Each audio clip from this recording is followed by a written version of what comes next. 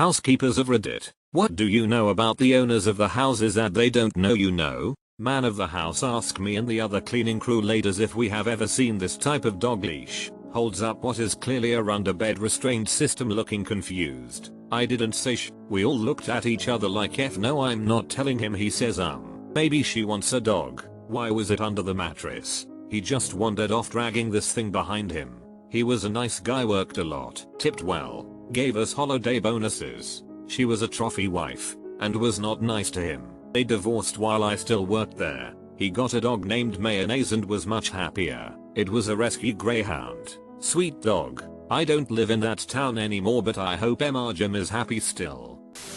I'm a nanny. The last family worked for, I overheard the dad calling his insurance asking if a certain rehab was covered. He talks loud naturally. I heard what he was going for and everything. Nobody knew, not family, not friends. Just me and them. They never knew I knew.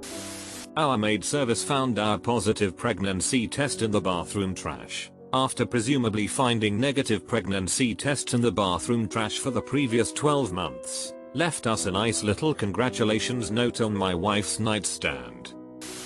I'm not a housekeeper, but my late aunt used to be. One of her clients, who was fairly well to do, had a whole closet full of genital themed toys. And when I say toys, I'm not using a euphemism for enhancement items or anything like that. Literal genital toys. Wind up dildos with googly eyes on them. Pez dispenser shaped like the most browsed pages of a skin mag. I suspect these weren't official Pez brand. Rather risque variants on pin the tail on the donkey. Nerf like gun that fired foam phalluses.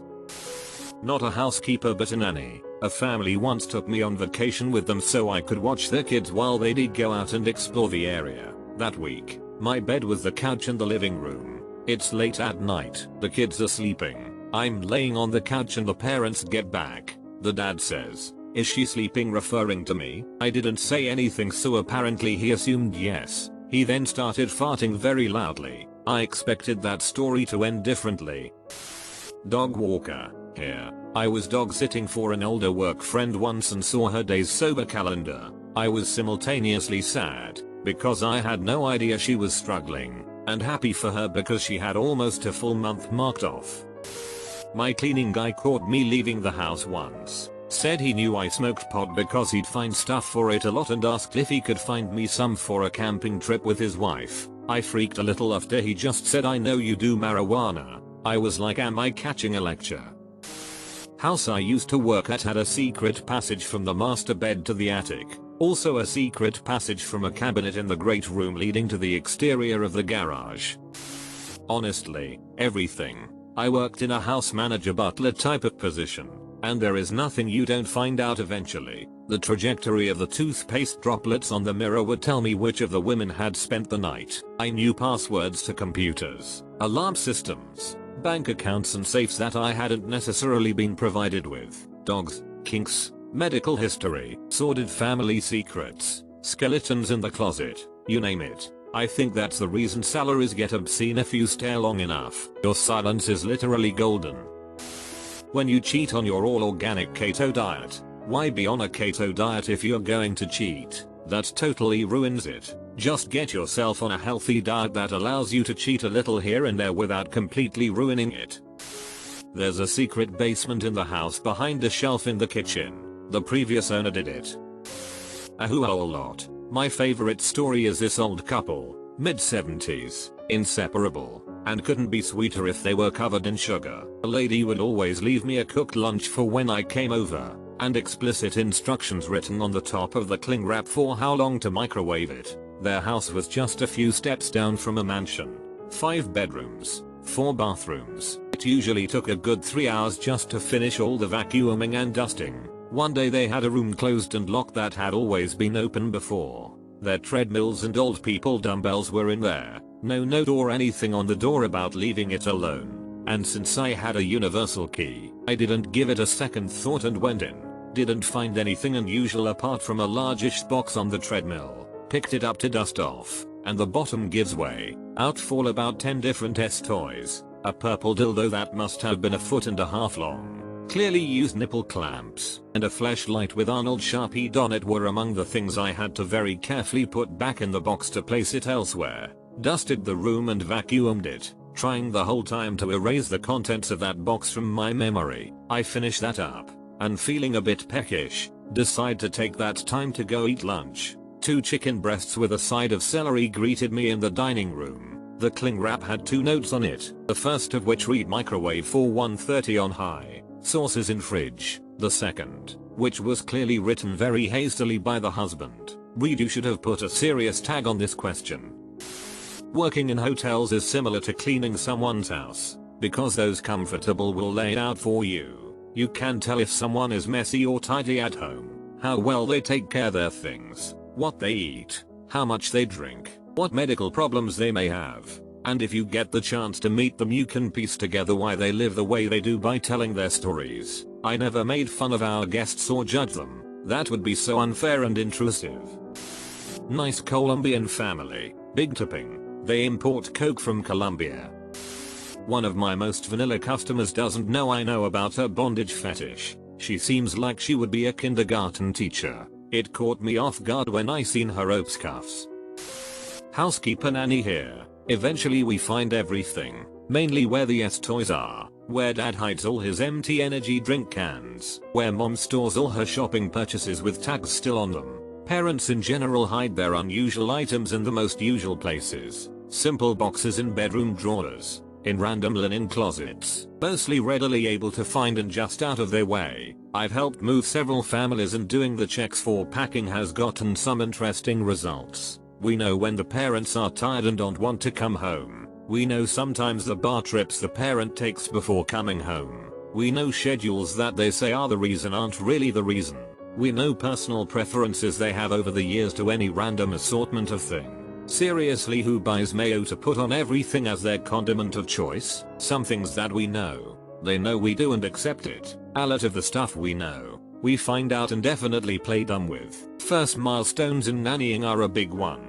Keep that to the parents finding the first tooth we found days ago. The walking steps they took yesterday were really the first today. Why take those moments from parents needlessly is our perspective. Housekeeping is usually the who is dirtiest. I know which parent doesn't brush their teeth every day, which parent is having an affair with a coworker and left behind a recognizable item on accident. We know that they don't even consider or think much about us knowing all these things. The worst was accidentally listening to my bosses get it on. They had left the monitor for the baby in their room. It was not turned off and they to this day do not know I heard them, and turned off the monitor. Not the housekeeper, but I thought I had this brilliant hiding spot, and when I lost my wallet, my maid told me you should hide it with those papers inside your nightstand next time. I felt such fear. She knows the house better than any of us. I was a nanny and babysitter for an exclusive, high-end agency. I am trying to choose a story. I have hundreds. I guess I'll go with this one.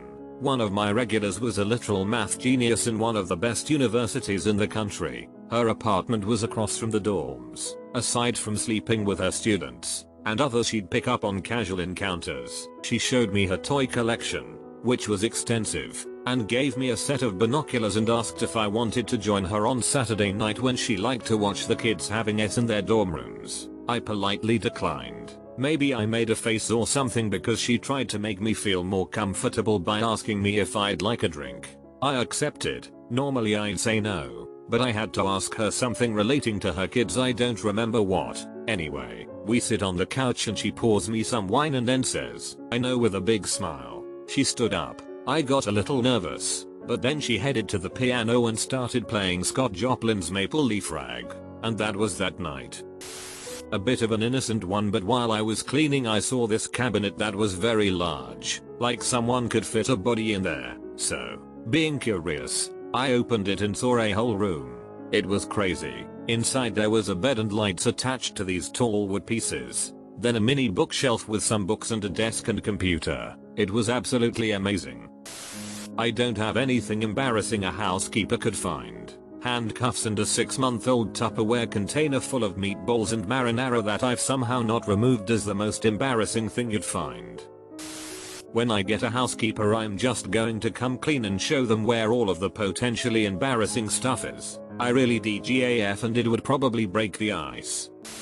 Once cleaned a house for a woman that worked from home. It was a huge house and there she was at her desk on the phone. I started cleaning that area and she chatted away. hectometers. I got me a white bee cleaning up after me. If my mama could see me now. Yes sir. She worked for them white folk 30 years. Ima beat this little white girl like them folk did to my mama. After saying this, she turned in her chair and saw me as I was walking by, as if I'd just come into the room. She had no clue I heard her. I feel where she's coming from, but I stopped going to her house for obvious reasons. Haven't been a housekeeper in years, but we can always tell when your marriage is falling apart. The amount of giving up is clear. What are the signs? Not at a house, but we know a lawyer who owns the company in a pretty big office, likes to have hookers come to the office on nights when the stadium nearby is hosting a game. He's married. There's also always alcohol in the trash cans. House cleaner of 2 clients who are, well, we're dating each other.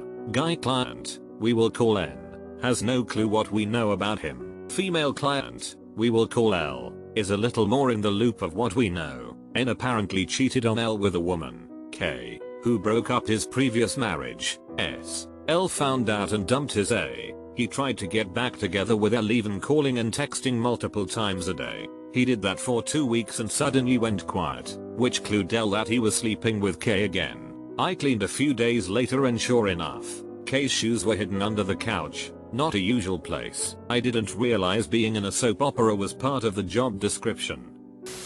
I don't know if this still applies, but I'm a house cleaner at a 5-star Inn restaurant, placing 5th in the top 10 best restaurants in the States. I've been working there for about 2 years now, and we definitely know when you've done the dirty in the room. We also know you've shaved your massive curly pubes in the shower and somehow managed to get them into the sink. We also know how much you pay for the room, and the way you treat the room reflects a lot on who you are as a person.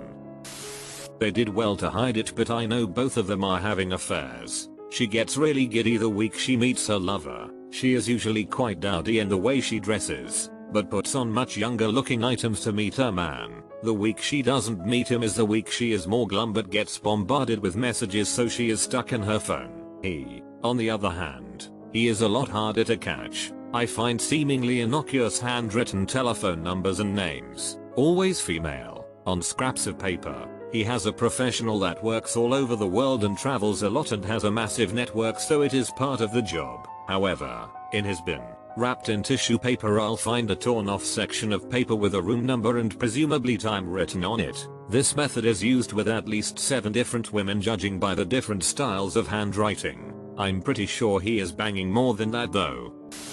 I wasn't exactly a housekeeper, but I was cleaning up files at a job that I quit a few years ago. Within a week, I found out that the owner never paid any of her bills and used government funds that was supposed to go to the adult care center she ran to buy herself expensive cars and houses that she shouldn't have been buying in the first place. Update: I hope I used the correct site, but I reported them using the HHS site. I forgot a lot about the company and I hope that their name and the city and state